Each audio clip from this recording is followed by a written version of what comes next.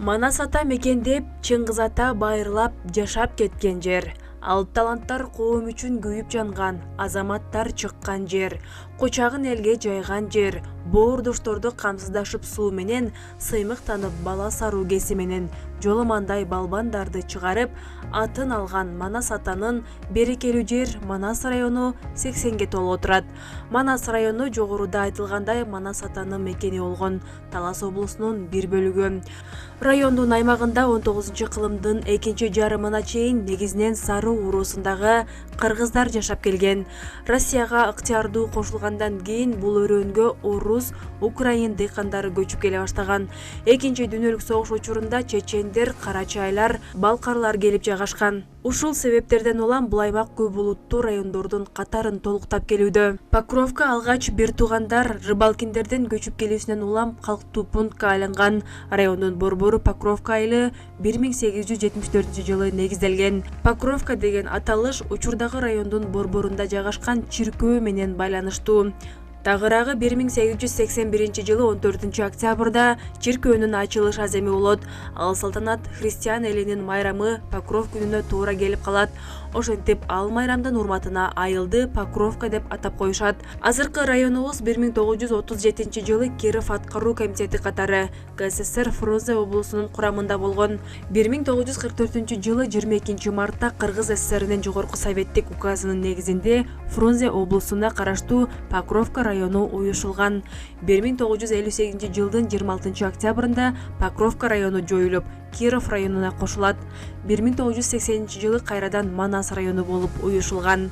1898-жылы Покровкада алгачкы 3 жылдык мектеп ачылган. Араб алфавити менен окутулган кыргыз мектеби 1928-жылы Бала Саруу айылынын тургуну Отанбай аттуу казак жигити тарабынан боз үйдө ачылган. Учурда районубузда 20 мектеп, 8 бала бакча, 1 лицей, 1 балдарга билим берүү борбору элге кызмат кылууда. Анда жалпысынан 6818 окуучу билим алып, 534 мугалим эмгектенүүдө. 1931-жылы Покровка айылында 15 орундуу амбулатордук оорукана ачылган. Учурда райондук бейтапкана, 5 үй бүлөлүк врачтар тобу, 14 ФАП, 2 участкалык оорукана бар. Саламаттыкты сактоо тармагында жогорку билимдүү, орто билимдүү да сыккан адистер эмгектенүүдө. Мында сырткары калктын экономикалык жана социалдык өнүгүүсүнө керектүү ишканалардын бардыгы өз деңгээлинде иштешүүдө.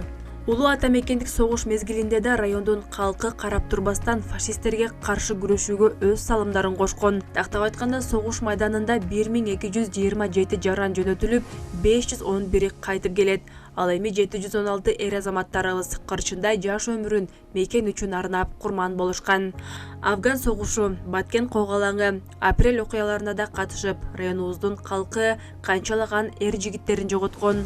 Районубуз 80 жылдык тарыхында көптөгөн саясий окуялардын күбөсү болду. Тактап айтканда, кайра куруу жылдарын, СССРдин ыдыроосун, эгемендүүлүктүн түптөлүшүн, эгемендүүлүк жылдарындагы ыңкылаптарды, кандай кырдаал болбосун районубуз учурда өсүп өнүгүүнүн жолунда десек жаңылбайбыз. Социалдык мекемелер, соода түйүндөрдүн саны көбөйүп, райондун стратегиялык абалына таасир берүүгө Бала Саруу ГЭСи пайдалануу алдында турат. Район түптөлгөндөн бери районубузду жетектеген жетекчилердин саны ондоп саналат.